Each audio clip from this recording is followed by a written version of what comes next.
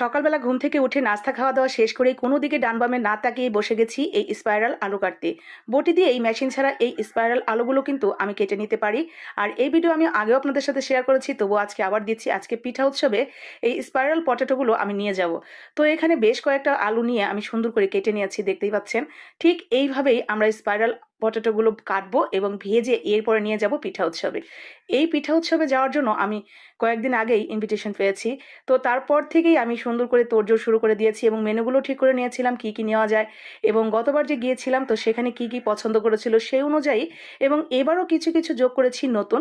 তো সব কিছু মিলিয়ে আমরা গতকাল থেকেই কাজকর্ম শুরু করে দিয়েছি বিকেল থেকেই। তো গতকালকে আমি 2 রকমের 2টা আইটেম অলরেডি তৈরি করে ফেলেছি, আর আজকে এখানে আলুগুলো সকালবেলায় কেটে রেডি করছি। তবুও আজকে এই আলুগুলো কাটতে কাটতে আরেকটা ঝামেলা এসে উৎপাত এসে হাজির হয়ে গেছে। আমাকে এই সমস্ত কাজকর্ম রেখে আবার বাহিরে যেতে হয়েছিল, সেখানে প্রায় 2 ঘন্টা সময় আমি নষ্ট করেছি। তবুও কি আর করার, কাজকর্ম সব দিক ম্যানেজ করে আসলে চলতে হয়, এরকমই জীবন। তো যাই হোক, সেখান থেকে আবার ফিরে এসে আলুগুলো কাটতে কেবলমাত্র বসেছিলাম। এর মধ্যে ফোন এসেছে, চলে গেছি আবার বাহিরে, সেখানে 2 ঘন্টা সময় কাটিয়ে এসে এরপরে আবার আসছি আলুগুলো কাটতে বসতে। তো আলুগুলো কি করব দেখেন, এখানে প্রথমেই আমি উপরের যে খোসাটা পাতলা, তো এগুলো নতুন আলু, তো এগুলো আমি ওই যে আপনার তারের যে মাজনি সেটা দিয়ে হালকা করে ঘষা দিয়েছি, সমস্ত কিছু উঠে গেছে, ভালো করে ধুয়ে নিয়েছি। এরপরে দেখেন এখানে শাসলিকের কাঠি নিয়েছি। আর এই স্পাইরাল পটেটোগুলো কাটার জন্য কিন্তু শাসলিকের কাঠি অবশ্যই লাগবে, এটা ছাড়া কোনোভাবেই হবে না। আর এই শাসলিকের কাঠিগুলো যারা কেকের বিভিন্ন আইটেম বিক্রি করে, মানে ওই যে আপনার বিভিন্ন কৌটা, খালি কৌটা, বা ওই যে আপনার ওয়ান টাইম ইউজ যে জিনিসগুলো বিক্রি করে, তো তাদের কাছেই পাওয়া যায়, খুব বেশি দাম না। তো সেই শাসলিকের কাঠিগুলো ঠিক এইভাবে আলু একদম মাঝ বরাবর দিয়ে নিতে হবে। আর যখন কাটবেন, এটা ছুরি দিয়েও কাটতে পারবেন, তবে ছুরি দিয়ে কাটার সময় একটু ঝামেলা হয়, কারণ অনেক বেশি এক্সপার্ট না হলে কিন্তু কাটা যায় না। দেখা যায় আলুর এদিক সেদিক লেগে গেলে, কেটে গেলে আর এটা হবে না। তো বটি দিয়ে কাটলেও ঠিক এই জিনিসটাই মেনটেন করতে হবে।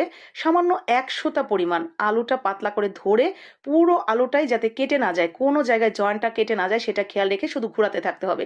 এরপরে জাস্ট একদম শেষ পর্যন্ত এভাবেই ঘুরিয়ে ঘুরিয়ে চলে আসলেই এটা হয়ে যাবে খুব সুন্দর। এরপরে দেখেন এই যে এটা যখন খুলতে হবে, মানে ছড়িয়ে দিতে হবে কাঠির মধ্যে, তখনও একটু সাবধানতা অবলম্বন করেই ছড়াতে হবে। একেবারে প্রথমে যদি একবার ঝাটকা টান মেরে এটা ছোটাতে যান, তাহলে কিন্তু ছিঁড়ে যাবে মাঝখান থেকে, আর এটা স্পাইরাল হবে না। তো ঠিক এইভাবেই আস্তে আস্তে হাত দিয়ে চেপে চেপে যে কোনো একদিকে আস্তে আস্তে নিতে হবে, যাতে মাঝখান থেকে কোনো একটা জয়েন্টও ছুটে না যায়। তো ঠিক এইভাবেই আমরা দেখেন সবগুলো রেডি করে নিয়েছি। যদিও একটু সময় সাপেক্ষ, কারণ এগুলো একটু চিকন কাজ, মানে আপনি তাড়াহুড়া করলেই হবে না, তাড়াহুড়া করলে নষ্ট হয়ে যাবে। তো একটু সময় নিয়ে একদম নিপুণ হাতে এগুলো করে নিতে পারলে একদম বটি দিয়ে আপনি বাসায় তৈরি করে নিতে পারবেন।